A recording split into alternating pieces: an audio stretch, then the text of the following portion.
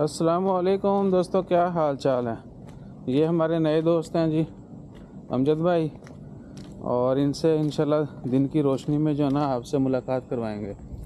तो सीन ये है कि ओमान की ख़बरों में वल्लाही कोई बड़ी ख़बर नहीं है।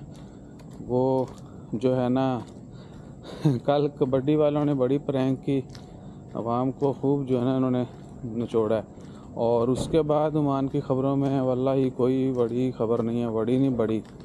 और एक दो हैं, कुछ ओमानियों को गिरफ़्तार किया था सीप में पेट्रोल स्टेशन पर जो है ना वो चोरी करने पर, समझ गए होंगे आप। और कुछ खारजियों को भी पकड़ा है खसम में, और बाकी कुछ इलाकों में लेबर लॉ की वॉयलेशन। और आपको बार बार बताया जाता है कि भैया वीज़ा चेकिंग होती है, वीज़ा चेकिंग और visa title, job title same visa पे नहीं हो, सेम और आपके साथ काम नहीं कर रहे हो, या वो काम कर रहे हो जो खारजियों के लिए बैन है, ठीक है, तो उनकी चेकिंग बहुत सख्त है। और मिनिस्ट्री ऑफ ट्रांसपोर्ट के जुर्माने वो नहीं रुकेंगे, वो मिनिस्ट्री ने पहले 2 दफ़ा बता दिया है।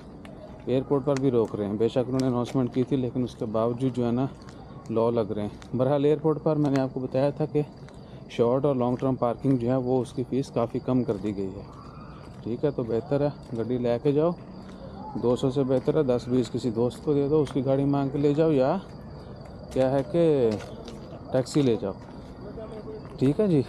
और क्या है, और ख़बरों में बस कुछ नहीं है, बाकी वही पुरानी ख़बरें।